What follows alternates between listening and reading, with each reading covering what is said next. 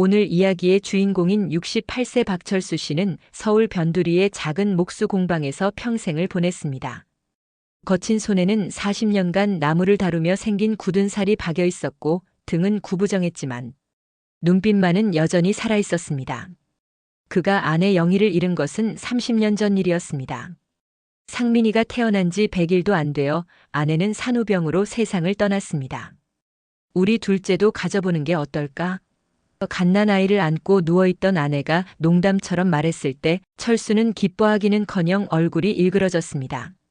아내의 몸이 너무 약했기 때문이었습니다. 출산 후 계속 몸져 누워 있었고 병원에서는 충분한 휴식이 필요하다고만 했습니다. 하지만 이미 충분히 쉬고 있는데도 아내의 몸은 나아질 기미가 보이지 않았습니다. 당신 건강부터 챙겨. 철수는 괴로운 마음을 숨기며 말했습니다. 회사도 쉬고 갓난아이를 돌보며 아내 수발까지 하는 나날이 계속되었습니다.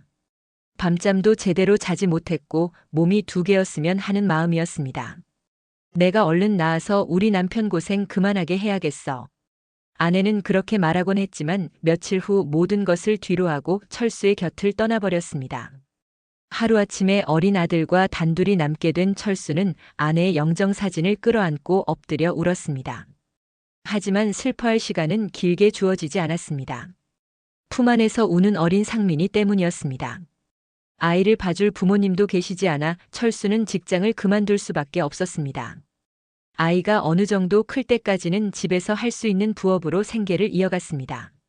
상민이가 돌이 되자 어린이집에 맡기고 철수는 닥치는 대로 일했습니다. 젊고 튼튼한 몸으로 내 자식 굶기고 싶지 않았습니다. 결과적으로 굶기는 일은 없었지만 그렇다고 미래를 설계할 만큼 풍족하지도 않았습니다.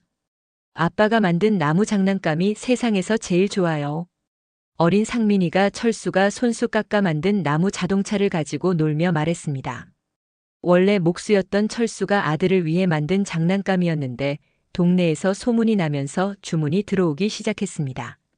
아빠, 나는 아빠가 해준 된장찌개가 세상에서 제일 맛있어요.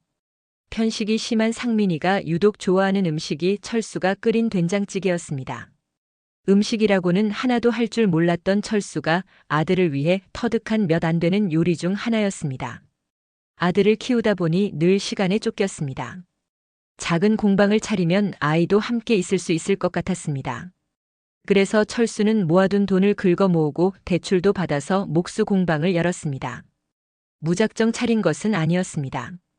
1년간 여러 공방에서 일해보고 연구한 끝에 간판을 올린 것이었습니다. 처음에는 장사가 잘 되지 않았습니다. 손님이 없어 손가락만 빨고 있는 날도 많았고 주문이 들어오면 어떻게 해야 할지 막막한 날도 있었습니다. 하지만 1년, 2년이 지나자 손님이 점차 늘었습니다. 상민이는 학교 후 공방에서 시간을 보냈습니다. 돈도 벌고 자식에게도 소홀하지 않을 수 있어서 철수는 수입이 적어도 행복했습니다.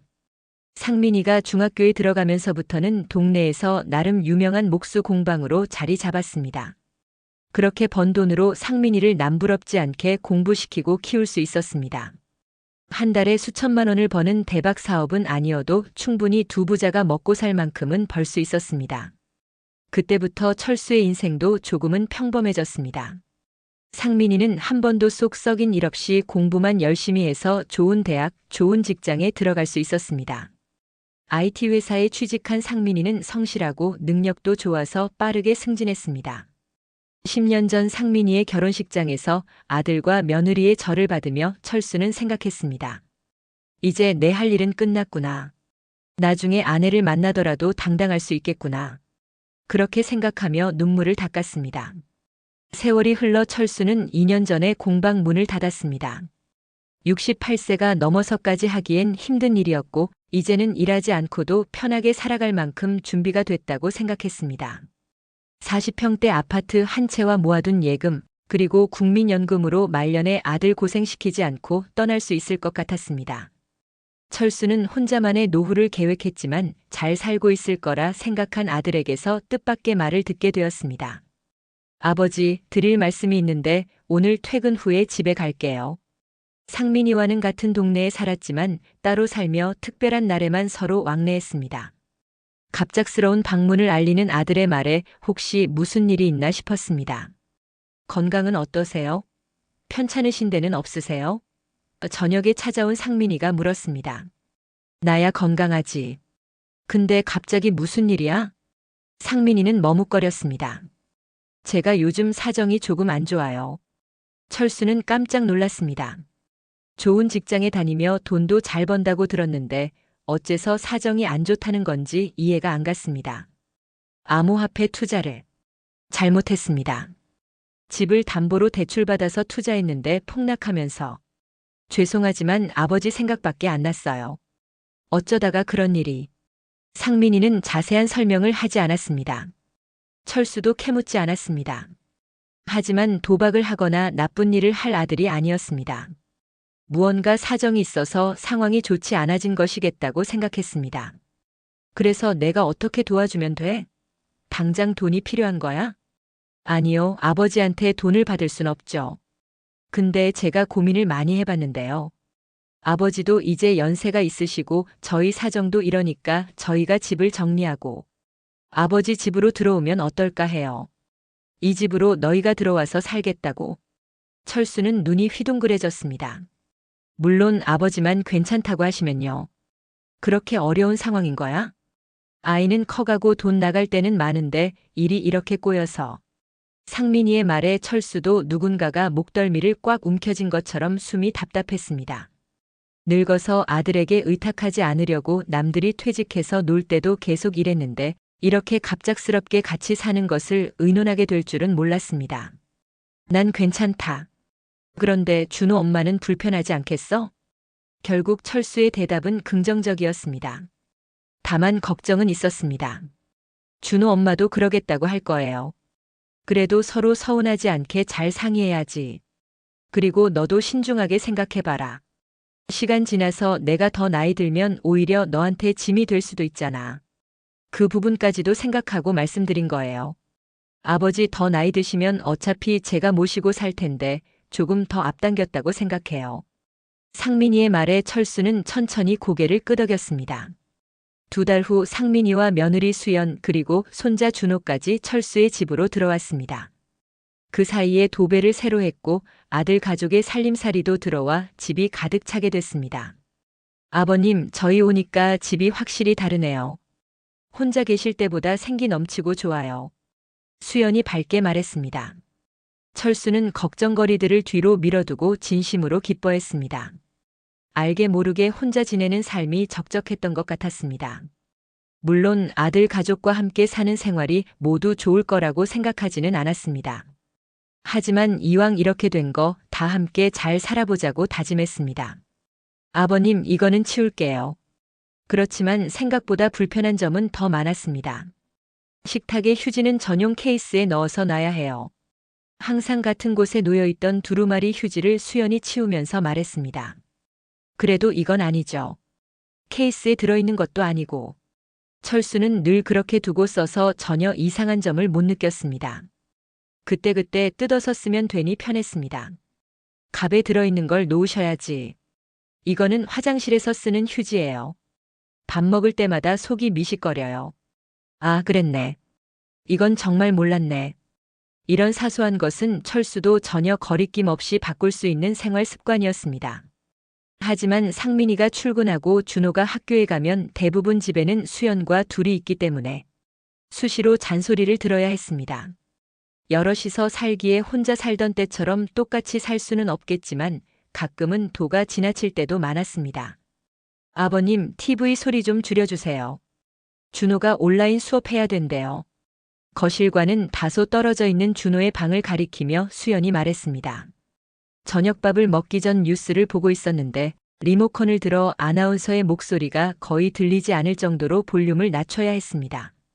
만족스러울 만큼 소리가 줄어들자 수연이 부엌으로 돌아섰습니다. 그런데 2발짝을 떼더니 다시 뒤돌아서서 철수에게 말했습니다. 조만간 아버님 방에도 작은 TV 놔드릴게요. 사실 저희는 거실에는 TV 잘 안 켰었거든요. 그러고는 다시 부엌으로 갔습니다. 그 말에 눈치가 있는 사람이라면 계속 앉아서 TV를 보고 있을 수는 없었습니다. 철수는 전원 버튼을 누르고 소파에서 일어나 안방으로 향했습니다.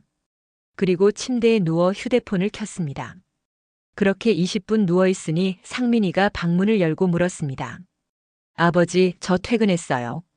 방에서 뭐하고 계세요? 유튜브 본다. 이 시간에 뉴스 안 보시고 웬일이세요? 요새는 다 휴대폰으로 보잖아. 그러면 조금 있다가 보시고 식사하세요. 상민이의 말에 철수가 몸을 일으켜 부엌으로 나갔습니다. 준호도 이미 식탁 앞에 앉아 있었고 밥이 다 차려져 있었습니다. 가운데 김치찌개가 큰 냄비에 올려져 있었고 주메뉴는 제육볶음이었습니다. 철수가 자리를 잡고 앉자 수연이 그 앞에 그릇을 내려놓았습니다. 아버님, 여기 김치찌개 드세요.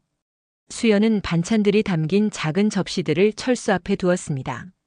이미 식탁에 차려져 있던 것들과 같은 반찬인데 철수에게는 따로 조금씩 덜어서 주는 수연.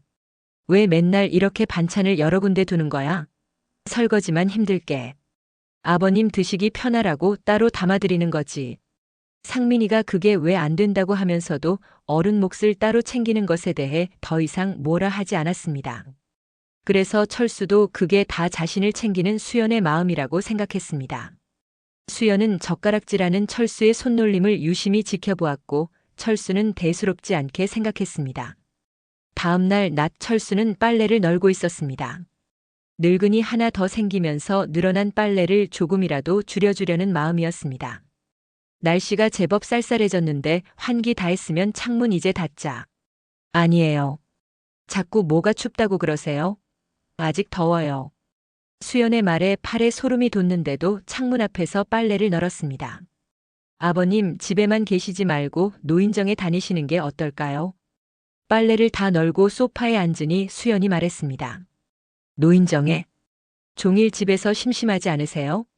철수의 주된 취미는 TV 보는 것이었지만 철수라고 아예 바깥 출입을 안 하는 것은 아니었습니다.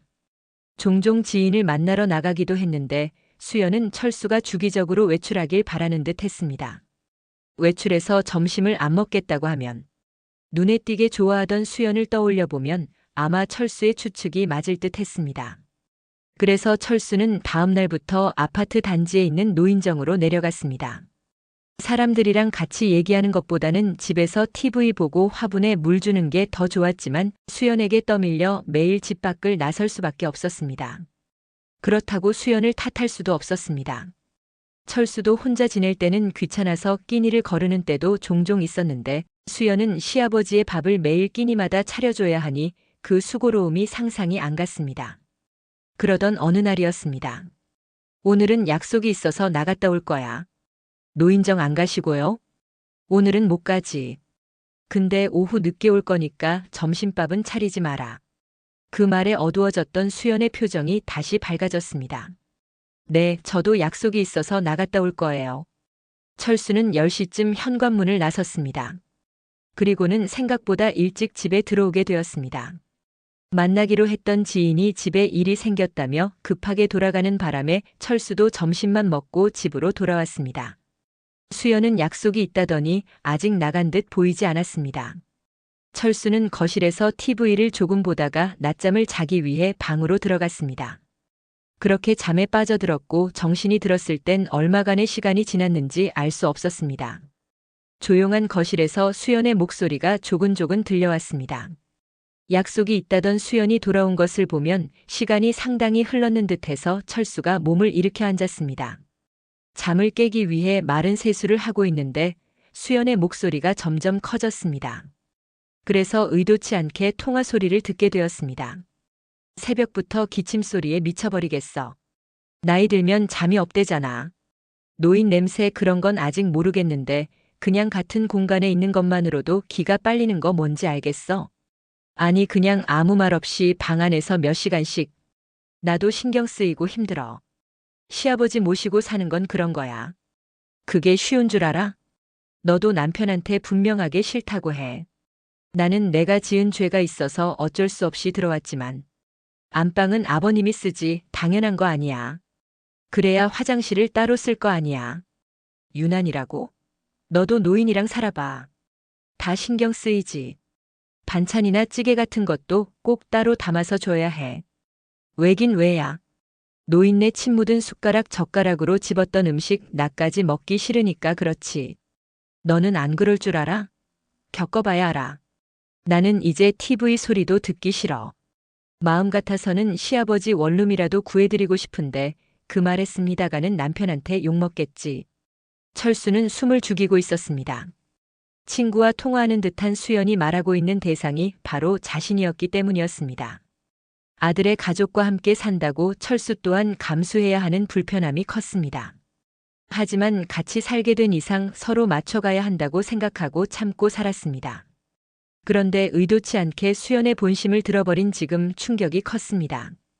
자꾸 반찬을 2개씩 놓는 이유를 이제야 깨닫게 되었습니다. 아무리 가족이라지만 노인이라는 이유로 그토록 혐오하는 듯이 말하는 수연이 참 야속했습니다. 혹여나 싫어할까봐 수연이 하지 말라는 건 하지 않았고 노인은 더럽다는 소리를 들을까봐 평소보다 더 조심했습니다. 그런데도 수연은 불만이 많아 보였습니다. 수연이 통화를 마치는 듯하자 철수는 다시 자리에 누웠습니다. 그리고 눈을 감았습니다. 아직 생각이 정리되지 않아서 이렇게 자신이 방에서 듣고 있었다는 사실을 알리고 싶지 않았습니다. 아버님 집에 계셨어요? 30분쯤 뒤 수연이 방문을 열며 깜짝 놀라 물었고 철수는 자는 척을 했습니다. 그제서야 수연이 안심하며 문을 닫았습니다. 아들이 퇴근하고 나서야 철수가 방문을 열고 나갔습니다. 계속 주무셨어요? 약속 있으시다더니 일찍 들어오셨나요? 수연이 철수의 눈치를 살피며 물었습니다. 아, 몸이 안 좋아서 조금 일찍 들어왔는데 계속 잤네. 몸이 어디가 안 좋으신데요? 병원 가셔야 하는 거 아니에요? 아니야, 몇 시간 푹 잤더니 괜찮아졌어. 그리고 1시간 뒤 철수는 다시 식탁 앞에 앉았습니다. 역시나 반찬은 2군데로 나눠서 놓여 있었습니다. 밥 먹는 식구가 넷밖에 안 되는데 항상 따로 놓여진 반찬이 이상하다고 생각을 못했던 게 바보 같았습니다. 철수는 밥을 먹다가 일부러 수연 쪽에 놓인 반찬을 집어 먹었습니다. 아버님, 그거 아버님 앞에도 있어요. 아, 그랬네. 몰랐어. 그리고 또 다른 반찬을 똑같이 집어 먹자 수연은 조금 퉁명스럽게 말했습니다. 아버님, 일부러 따로 놔드린 거예요. 거기도 다 있어요. 다른 접시에 있는 거 먹으면 왜 안 돼? 그냥 한 군데다 놓고 먹지 왜 따로 나누고 그래? 그러자 수연이 입을 삐죽거리며 다물었습니다. 철수는 남몰래 쓰린 속을 달랬습니다. 주말이 되어서 철수는 오랜만에 상민과 둘이 집에 남게 되었습니다. 아버지 식사하실래요? 상민이가 철수의 밥을 차려주려는 신용을 하자 철수가 말렸습니다. 된장찌개나 끓여줄까? 좋죠. 아들이 그 옛날 극찬했던 된장찌개를 끓이며 철수가 물었습니다. 일하는데 힘들진 않아? 그래도 집 정리하고 나니까 숨통이 좀 트였어요. 아버지는 불편한 거 없어요? 없지. 불편하긴 너희가 불편하지 뭐. 준호 엄마도 괜찮대? 준호 엄마요? 불편한 거 없어요. 상민이의 말에 철수는 그냥 참자 싶었습니다. 수연이 예뻐서가 아니라 아들 보고 참는 거였습니다. 그날의 통화만 잊으면 간단한 문제였습니다. 하지만 한 달쯤 뒤에 철수는 그런 결심을 번복해야 했습니다. 아버님, 식탁 위에 제 핸드폰 못 보셨어요? 못 봤는데. 아, 정말 얼른 나가야 하는데. 준호 학교 늦는데. 원래는 버스를 타고 통학하는 준호인데 오늘은 짐이 많다며 수연이 데려다 주기로 했습니다. 상민이는 먼저 출근했고 수연은 휴대폰이 보이지 않는다며 발을 동동 굴렀습니다. 준호만 데려다 주고 오면 되는 거 아니야? 내가 찾아보고 있을 테니까 어서 다녀와. 아니에요, 찾지 마세요. 제가 준호 얼른 데려다 주고 와서 찾을게요. 수연은 급하게 준호를 데리고 집을 나섰습니다. 수연이 찾지 말라고 했지만 철수는 천천히 집안을 들춰보았습니다. 식탁 주변과 소파 근처에도 보이지 않았고 나중에는 냉장고까지 열어보았는데도 도통 없었습니다. 철수는 자신의 휴대폰을 열어서 수연의 번호를 찾아 눌렀습니다. 그런데도 벨소리는 들려오지 않았습니다. 여러 번 전화를 걸어 한참 집안을 뒤졌습니다. 그러다가 욕실 문을 열자 진동 소리가 들렸습니다. 철수가 수건이 들어있는 선반을 열자 그곳에 수연의 휴대폰이 놓여져 있었습니다. 선반문이 닫혀 있는 바람에 찾지 못했던 것 같았습니다. 철수가 수연의 휴대폰을 집어들고 전화를 종료하려 했을 때 수연의 휴대폰에 떠 있는 글자가 눈길을 사로잡았습니다. 늙은이. 수연의 휴대폰에 늙은이라고 저장되어 있는 철수의 전화번호. 그동안 수연과 특별히 전화할 일이 없으니 자신에게 건 전화를 확인할 일이 없어서 몰랐습니다. 누가 볼까봐 무섭지도 않은지 아니면 대수롭지 않은 단어라고 생각했는지 어떻게 시아버지를 늙은이로 저장할 수가 있는지 기가 찼습니다. 반면 철수는 자신의 휴대폰을 내려다보았습니다. 전화가 걸리고 있는 휴대폰에는 이렇게 적혀 있었습니다. 사랑하는 나의 며느리. 두 사람이 서로를 어떻게 여기는지 괴리가 너무 컸습니다. 철수는 수연의 휴대폰을 다시 선반에 두었습니다. 그리고는 수연이 돌아올 때까지 모른 척했습니다. 제 휴대폰 못 보셨죠? 못 봤어. 전화 걸어봤는데 안 울리더라. 안심한 듯한 수연에게 철수가 말했습니다. 사돈 어머니는 잘 계시지? 엄마요? 네, 잘 계시죠. 이번 주말에 좀 초대해라. 혼자 계실 텐데 딸 얼굴이 보고 싶으실 거 아니야. 저희 엄마를요? 그래, 꼭 좀 초대해라. 철수는 어리둥절해하는 수연에게 신신당부했습니다. 아버지, 준호 엄마한테 장모님 초대하라고 그러셨어요? 저녁에 상민이가 물었습니다. 그래. 사돈도 혼자 있는데 우리가 매일 같이 저녁 먹고 그러는 게 마음에 걸려서. 좋은 생각이시네요. 제가 장모님한테 전화 드릴게요. 주말이 되었을 때 김순자가 방문했습니다. 갑자기 초대해 주셔서 놀랐어요. 진작에 그랬어야 했는데 늦었어요. 아이고, 아니에요. 수연도 영문을 몰라 했지만 친정 엄마가 반가워 보였습니다. 엄마, 밥이 좀 덜 됐어서 TV 보시면서 조금만 기다려요. 수연이 TV를 켜주며 부엌으로 가자 순자가 소파에 앉았습니다. 그 모습을 잠시 지켜본 철수가 리모컨을 들어 TV를 꺼버렸습니다.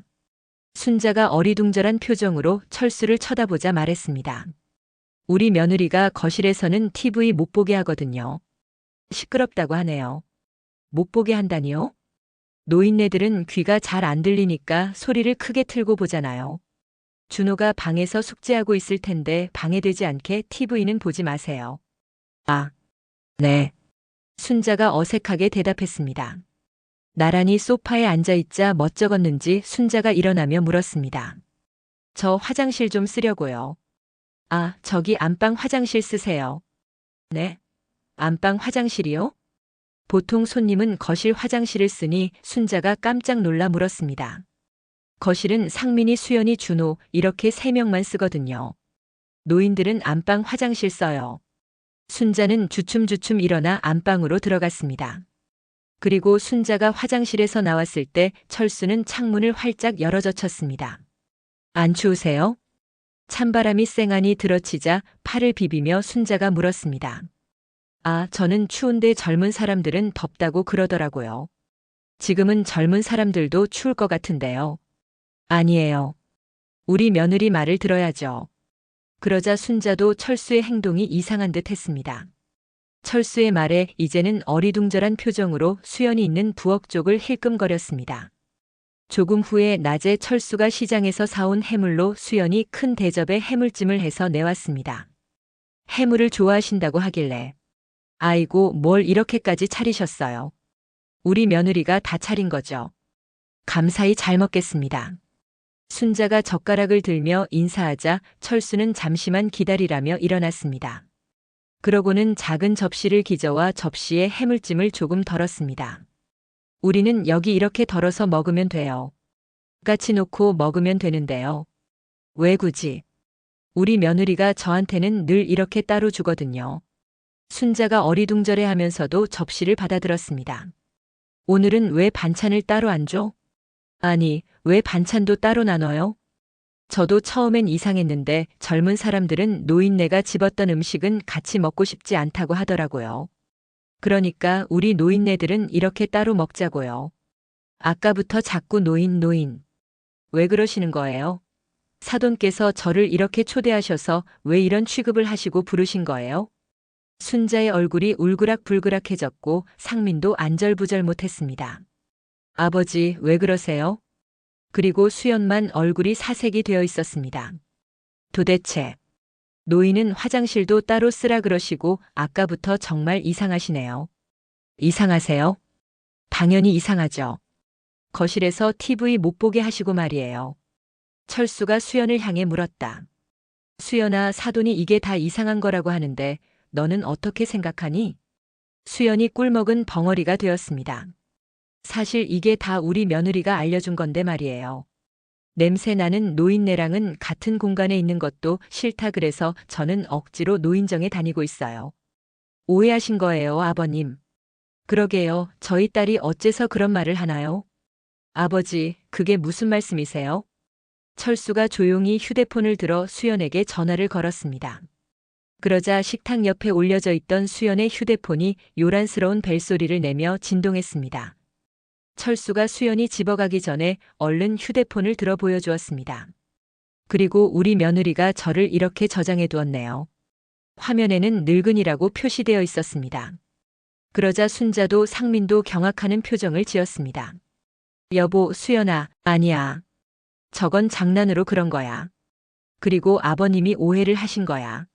내가 왜 그러겠어? 그럴 거였으면 내가 뭐하러 아버님 모시고 살자고 했겠어? 모시고 살아? 그 반대 아니니? 자식하고 같이 살면 힘들고 불편해도 너희 힘들다고 해서 들어와서 살라고 한 거 아니냐? 그렇게 치가 떨리도록 싫었으면 나가면 될 거 아니야? 아, 나를 내보낼 생각이었나? 입이 있으면 말해봐라. 그때 누구랑 통화하면서 그렇게 말했지? 여보, 이게 전부 사실이야? 상민의 목소리가 부들부들 떨리기까지 했습니다. 그게 아니라 내가 했던 말 중에서 하나라도 사실이 아닌 게 있니? 수연이 할 말을 잃고 입만 뻐끔거렸습니다. 당신이 집을 우리가 어떻게 오게 된 건지 잊었어? 당신이 암호화폐 투자하다가 우리 집 날린 거잖아. 그래서 아버지한테 겨우 부탁드려서 들어오게 된 거잖아. 그런데 어떻게 당신이 아버지한테 그래? 수연아. 아니, 늙은이 어쩌고 한 거 아니지? 엄마는 너 그렇게 안 키웠다. 순자가 고지 넘어갈 듯 눈물을 흘리고 있었습니다. 나는 그런 게 아니라 나도 시아버지 모시고 사는 게 힘들어서 그래서 그런 거야. 그러자 상민이가 허탈한 한숨을 쉬었습니다. 그러니까 아버지 말씀이 맞다는 거네. 무거운 침묵이 흘렀습니다. 잠시 후 상민이가 철수에게 무릎을 꿇고 말했습니다. 죄송해요, 아버지. 저는 그런 줄도 모르고. 순자도 철수를 향해 깊게 고개를 숙였습니다. 죄송합니다. 제가 딸을 잘못 키웠어요. 정말 죄송합니다.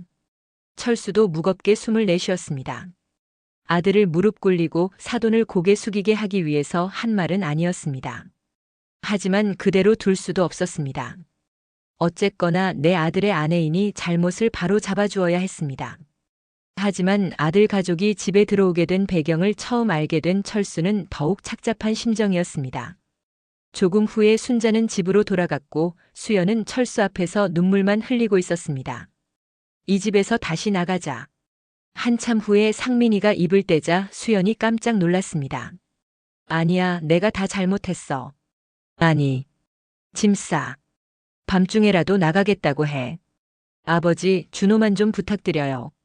그러고는 상민이가 수연을 끌고 나갔습니다.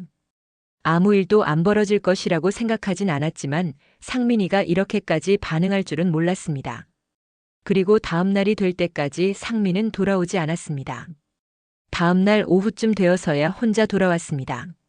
아버지, 우리 이혼해요. 나 때문에 이혼하면 내 마음이 편하겠니? 아버지 때문이 아니에요. 그동안 집 때문에도 생각이 많았어요. 그래도 준호 봐서라도 잘 살아보자 했는데 그런 여자한테 제 아들 맡길 수 없어요.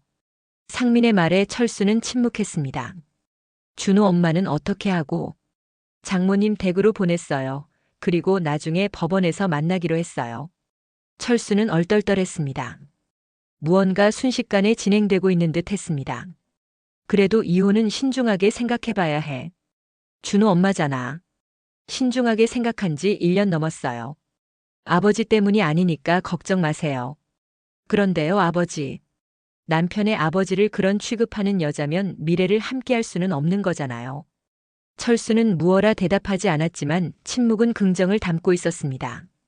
저는 아버지한테 죄송할 뿐이에요. 그런 생각일랑 하지 마라. 너 같은 아들 또 없다. 상민은 작게 흐느꼈고 철수도 몰래 눈물을 훔쳤습니다. 시간이 지나 조심스럽게 다시 물어보았을 때도 상민의 굳은 결심은 뒤바뀌지 않았습니다. 그리고 상민은 몇 달 후 정말로 이혼을 했습니다. 준호는 상민이 키우기로 했고 나가서 살겠다는 상민을 철수가 말렸습니다. 어차피 나 죽으면 이 집은 내 건데 뭐하러 집에서 나가서 고생을 해. 나중에 노인 모시고 살기 힘들다 싶을 때 나가. 그럴 리가 있어요, 아버지. 상민은 그동안 마음고생이 심했는지 또다시 눈물을 흘렸습니다. 철수도 마음이 아팠습니다. 아내가 죽고 혼자 상민을 키우던 젊은 시절의 자신을 보는 듯 했습니다. 그런데 아무리 힘들어도 세상은 끝나지 않더라. 준호 생각하면서 악착같이 살아라. 그것도 행복이야. 네, 아버지.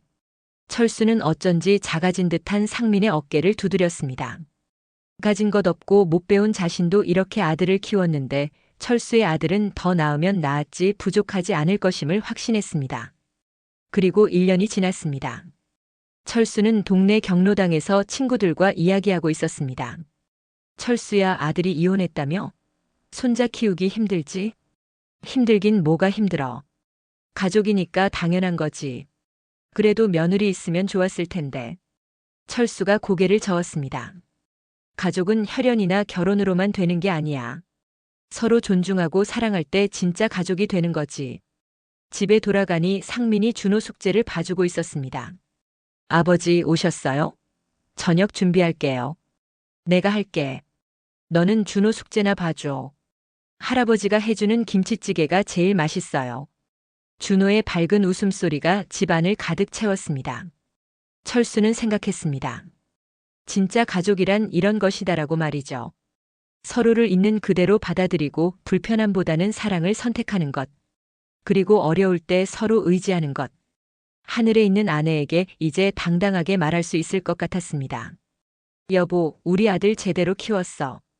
그리고 손자도 잘 키우고 있고. 저녁 식탁에 둘러앉은 3대 남자들의 웃음소리가 따뜻하게 울려 퍼졌습니다. 진정한 가족이란 서로를 짐으로 여기는 것이 아니라 서로의 버팀목이 되어주는 것임을 철수는 깨닫고 있었습니다. 나이가 들었다고 해서 무시받아서는 안 되며 형식적인 동거가 아닌 마음에서 우러나는 배려가 진정한 효도였습니다. 혈연을 넘어선 진정한 사랑과 이해, 그리고 때로는 단호한 가르침이 필요하다는 것을, 그리고 나이와 상관없이 언제든 새롭게 시작할 수 있다는 것을 말입니다.